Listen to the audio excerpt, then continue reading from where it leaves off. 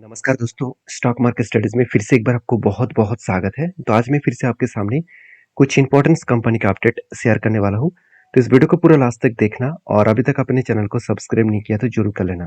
तो चलो देख लेते हैं कौन सा कंपनी है इस वीडियो के अंदर। फर्स्ट जो कंपनी है जिसके बारे में चर्चा करूँ उसका नाम है IRFC।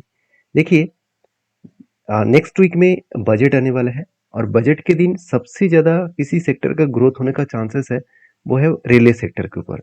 क्योंकि हर जगह रिपोर्ट के माध्यम से, न्यूज़ के माध्यम से यही बताया जा रहा है कि बजट के अनाउंसमेंट में रेलवे सरकार की मतलब रेलवे गवर्नमेंट्स की अच्छा खासा ग्रोथ आने वाला है, रेलवे कंपनीज के अच्छा खासा ग्रोथ आने वाला है।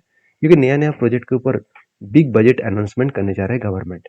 तो कैसा होगा इस बजट, क्या अपडेट आएगा, कौन-सा कंपनी को फ़ायदा होगा, बजट के बाद ही मैं आपके साथ शेयर ज़रूर करूँगा। उससे पहले एक चीज़ों को मैं नोटिस आपको कराता हूँ कि IRFC के ऊपर जो लोग सोच रहे हैं कि कंपनी के ऊपर क्या सही में दम है, क्योंकि कंपनी लगातार भागते चले गए। 33 रुपीज़ से कंपनी 222 29 रुपीज़ तक चला गया, वो भी 1 साल के अंदर-अंदर। 1 साल में से 33 से लेकर 229, तो ओवरऑल कितने कितने गुण पैसा हुआ? चलो मैं एक बार दिखा ही देता हूँ। मैं आपको डायरेक्टली आपको दिखा दूँ, ऑलमोस्ट 7 टाइम्स, 1 साल में 7 टाइम्स रिटर्न देने वाला कंपनी बन चुके हैं। तो लोगों के मन में यही डाउट होगा कि 7 गुना कंपनी बन चुके हैं, तो क्या फिर से यहाँ से 7 गुना बन सकते हैं? देखिए, मार्केट है, यहाँ पे कुछ भी हो सकता है, मगर एक चीज़ों को नोटिस करना होगा, 7 गुना बनने के लिए कंपनी को यहाँ पे दुगना से भी ज़्यादा होना पड़ेगा। तो 2,65,000 करोड़ की कंपनी को फिर से दुगना मतलब एटलीस्ट 5 लाख करोड़ बनना पड़ेगा, तभी इस तरीके से कुछ रिटर्न फिर से मिलेगा। तो फिर भी नहीं मिलेगा क्योंकि प्राइस के हिसाब से थोड़ा सा टाइम लगेगा। तो देखिए, मिलेगा कि नहीं मिलेगा वो तो अलग बात है, मगर कंपनी के सही में काम कर रहा है वो देखना बहुत इंपॉर्टेंट पॉइंट है। चलो वो मैं आपको दिखाता हूँ, ध्यान से देखना। कंपनी के जो सेल्स का डेटा है, 10 साल में 16% था, 5 साल में 19% था, 3 साल में 19% था। TTM मतलब टिल टू मंथ। अभी टिल टू मंथ का मतलब क्या है? लास्ट आज इस मंथ को लेकर लास्ट 12 मंथ, मतलब आज से लेकर लास्ट 12 मंथ में क्या डेटा आया? 12% के आसपास। उसी तरीके से अगर कंपाउंड प्रॉफिट के ग्रोथ के बारे में बात करूँ तो 10 ईयर में 25%, 5 साल में 23%, 3 साल में 13% और टिल टू मंथ में कितना? 1%। एकदम ना के बराबर कंपनी का प्रॉफिट ग्रोथ देखने को मिले। मतलब sales and profit growth obviously company के बहुत वीक हो चुके हैं और यही कारण कि मैं बार-बार आपके साथ शेयर कर रहा हूँ, इसीलिए क्योंकि लोगों के मन में बहुत सारे क्वेश्चन है, क्या शेयर और भी ज़्यादा ऊपर जाने जाने वाले हैं?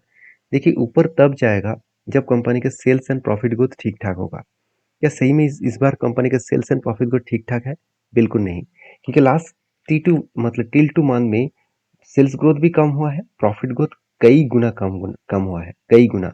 तो सोचने वाला बात है कि यहाँ से कंपनी शानदार तरीके से क्या रीबैक करेगा, क्या और भी ज़्यादा क्रैश होगा?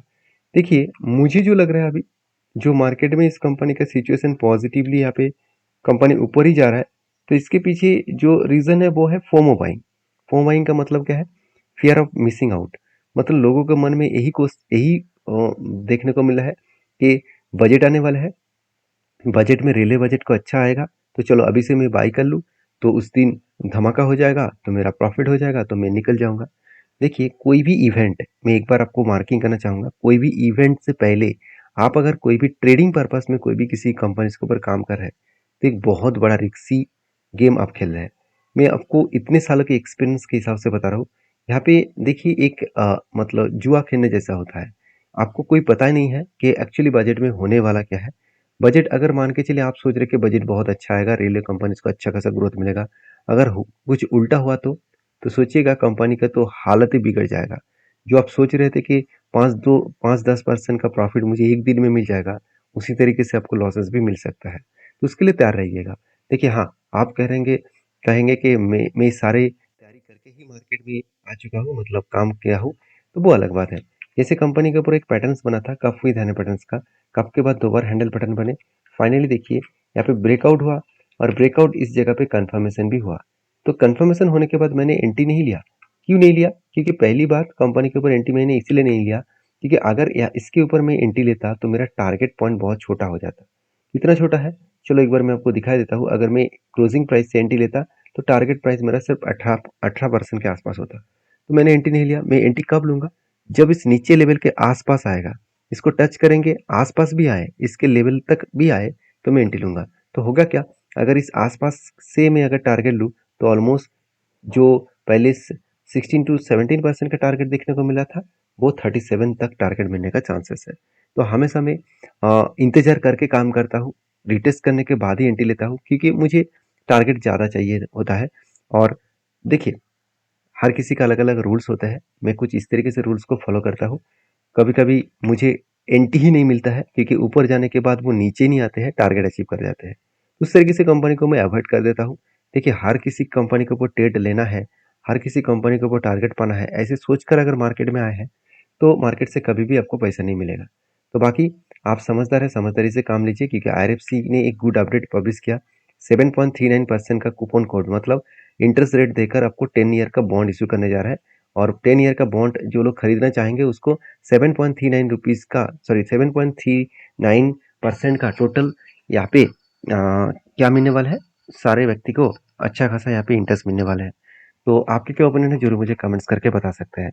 नेक्स्ट कंपनी, उसका नाम है clean science and technologies. Finally clean science and technologies मतलब केमिकल्स कंपनी को धीरे धीरे करके बाउंस बैक होता हुआ देखने को मिला है, क्योंकि केमिकल सेक्टर में लास्ट 1 साल से भी ज़्यादा जो हालत हुआ था ना, वो हर कोई देखकर चौंक गए, और हालत देखकर लोगों को मतलब हालत ही खराब हो गया, क्योंकि इतने बड़े क्रैश देखने को मिला। Clean science science and technologies तो इसका लाइफ टाइम जो लो था उसको भी ब्रेक डाउन कर दिया, उससे भी गिरावट ज़्यादा हो गया। तो अभी धीरे धीरे करके रिकवरी भी कर चुके हैं। किस तरीके से रिकवरी किया है, चलो मैं आपको दिखा देता हूँ। आप देख सकते हैं यहाँ पे दो तरीके से रेंज बना था। पहली रेंज है, एक बाइंग रेंज यहाँ पे बना था, कुछ इस तरीके से कंटिन्यूसली एक बाइंग रेंज बने जो 20% के आसपास है। तो मैं इंतजार कर रहा था जब नीचे लेवल को टच करेगा तब एंट्री बनेगा, इस हाई लेवल तक टारगेट बनेगा, क्योंकि पॉसिबिलिटी ज़्यादा था। 200 डेज मूविंग एवरेज के नीचे इस तरीके से पैटर्न्स बना है, तो पॉसिबिलिटी ज़्यादा है जब नीचे टच करेंगे, चांसेस बहुत ज़्यादा है कि हाई लेवल तक उसका टारगेट पाने का। तो मुझे लग रहा है बेस तरीके से यहाँ पे एंट्री मिलने का चांसेस था, मगर एंट्री हुआ नहीं। इलेक्शन के जब रिजल्ट आया था उस दिन एक करेक्शन तो हुआ था, मगर उस करेक्शन के बाद नीचे टच ना करने से पहले ही बाउंस बैक कर दिया। तो चलो कोई बात नहीं, हमेशा आपको एंट्री मिलेगा, हमेशा आपको स्ट्रैटेजीज में ही आपको मतलब एंट्री कंफर्म होगा, इसका कोई गारंटी नहीं है। हाँ, दूसरा मुझे एक एंट्री मिला है, वो कुछ इस तरीके से शोल्डर, उसके बाद बिग हेड बने, उसके बाद शोल्डर बने, इसको कहा जाता है reversal head and shoulder pattern. तो reversal head and shoulder pattern बने। फाइनली देखिए क्या हुआ, क्या फाइनली यहाँ पे आप ध्यान से देखेंगे तो फाइनली यहाँ पे क्या हुआ, कंपनी इसके ऊपर यहाँ पे ब्रेकआउट हुआ, और उसके बाद ब्रेकआउट कंफर्मेशन अभी तक नहीं हुआ। मतलब यहाँ पे इस कैंडल ने ब्रेकआउट दिया और नेक्स्ट कैंडल इसके ऊपर क्लोजिंग पॉजिटिव देखना चाहिए था, तो पॉजिटिव नहीं बना तो मैंने एंट्री नहीं लिया। तो जब इसको ब्रेकआउट करके एक पॉजिटिव कैंडल बनेगा तो मैं जरूर यहाँ पे एंट्री लेने वाला हूँ, क्योंकि पहले ही रिटेस्ट करके ही ब्रेकआउट करेगा, मतलब नीचे आने का चांसेस बहुत कम है। तो मैं पहले ही बोल चुका हूँ कि इस तरीके से जब भी कोई रेंज बने तो उस रेंज को आप वॉच करिएगा, स्टडी करिएगा। क्या clean science and technology company अच्छा है? देखिए, मेरे हिसाब से बहुत शानदार कंपनी है, एकदम जीरो डेप कंपनी है। हाँ, थोड़ा सा वैल्यूएशन थोड़ा सा हाई है, क्योंकि पी रेशियो एक टाइम चला गया था एक 138, और आज पी रेशियो है 64 के आसपास। तो एवरेज पी रेशियो निकल कर आ रहा है 63, मतलब कंपनी का खुद के पी रेशियो तो ठीक है, कंपनी के इंडस्ट्रीज पी रेशियो के हिसाब से कंपनी का वैल्यूएशन थोड़ा सा हाई है, क्योंकि इंडस्ट्रीज पी रेशियो 41 है, कंपनी का पी रेशियो 64 है। कोई बात नहीं, ऐसे होता रहता है। और कंपनी जिस तरीके से पी रेशियो को करेक्शन किया, जिस तरीके से रिकवरी किया, मुझे लग रहा है यहाँ से कंपनी बाउंस बैक करने का चांसेस रहेगा, क्योंकि ये भी बताया जा रहा है कि 2025 से पहले ही केमिकल सेक्टर का जो डिमांड था वो डिमांड फिर से बढ़ने का चांसेस है। अभी कंपनी के ऊपर जो क्वार्टर बेसिस जो रिजल्ट है वो आपको दिखा दूँ, कंपनी का रिजल्ट फिर से ग्रोथ होता देखने को मिले, क्योंकि पिछले सालों का जो रिजल्ट था उसको बीट कर दिया, पिछले क्वार्टर्स का जो रिजल्ट था उसको भी बीट कर दिया, मतलब सेल्स का आंकड़ा तो ठीक ठाक है। प्रॉफिट भी देखा जाए तो प्रॉफिट थोड़ा सा कम हुआ, पिछले क्वार्टर्स को तो बीट किया मगर पिछले साल को बीट नहीं कर पाया। उसके पीछे रीजन भी है, क्योंकि कंपनी को जो आदर्श इनकम है वो ज़्यादा हुआ था, कंपनी का आदर्श इनकम एंड कंपनी का ऑपरेटिंग प्रॉफिट ज़्यादा था, इसलिए कंपनी का पॉजिटिवली यहाँ पे ग्रोथ देखने को मिला। साथ ही साथ कंपनी को इंटरेस्ट भी इस बार 1 करोड़ का पेमेंट करना पड़ा। तो क्लीन साइंस एंड टेक्नोलॉजी के ऊपर जो सबसे इम्पोर्टेंट पॉइंट मुझे लगा वो है, देखिए कंपनी का टीटीएम, टील टू मान में कंपनी का प्रॉफिट ग्रोथ एक्चुअली नेगेटिव में है, सेल्स ग्रोथ एक्चुअली नेगेटिव में है, और यही एक कारण के बेसिस में कंपनी इतने दिनों से गिरते चले जा रहे थे। क्योंकि देखिए, अगर कंपनी के प्रॉफिट ही नहीं हो रहा है और सेल्स भी नहीं हो रहा है और कंपनी भागते चले जा रहे हैं, तो उस तरीके से कंपनी के ऊपर आपको काम कभी नहीं करना है। अगर कंपनी का सेल्स ग्रोथ और प्रॉफिट ग्रोथ नेगेटिव में है और शेयर गिरते चले जा रहे हैं, मतलब उस कंपनी का सिचुएशन सारे दिख से ठीक ठाक है। जब वो कंपनी प्रॉफिट दिखाएगा, तब उस कंपनी का भी ग्रोथ दिखेगा, तब इस कंपनी के ऊपर कुछ डिसीजन ले सकते हैं। तो मुझे लगता है जो सिचुएशन बना है, उस सिचुएशन के बेसिस में कंपनी आगे बढ़ सकते हैं। तो बाकी आपके क्या ओपिनियन है, जरूर मुझे कमेंट्स करना। नेक्स्ट जो कंपनी, उसका नाम है बंधन बैंक।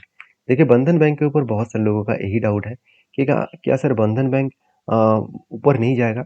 देखिए, बैंकिंग सेक्टर आज नहीं तो कल ऊपर जरूर जाएगा। क्यों? क्योंकि इकोनॉमिकली इंडिया का ग्रोथ हो रहा है और 2030 के अंदर इकोनॉमिकली इंडिया टॉप, मतलब जितने सारे टॉप 10 कंट्रीज है, जीडीपी के हिसाब से ये बताया जा रहा है कि थर्ड नंबर पोजीशन में पहुंचने वाला है।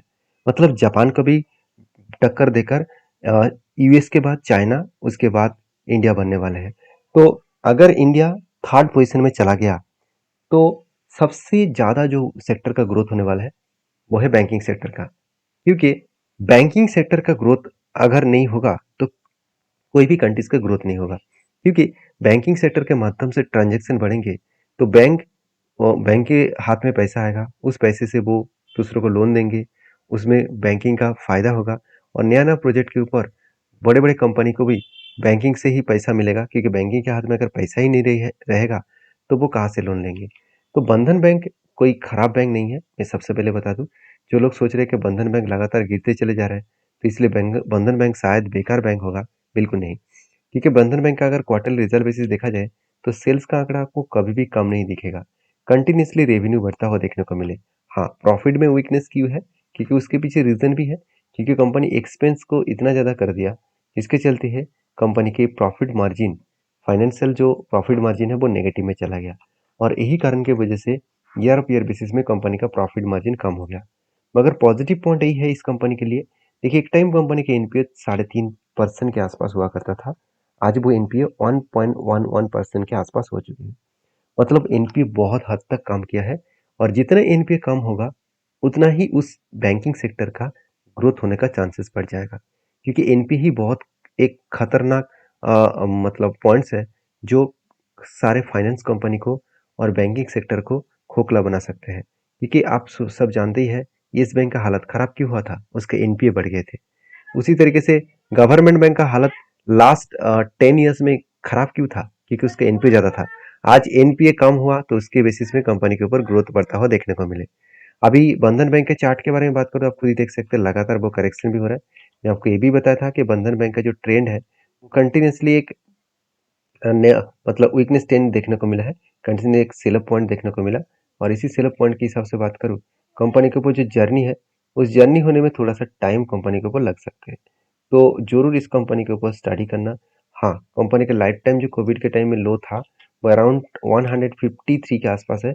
मुझे लगता है इस लेवल तक आने का चांसेस रहेगा।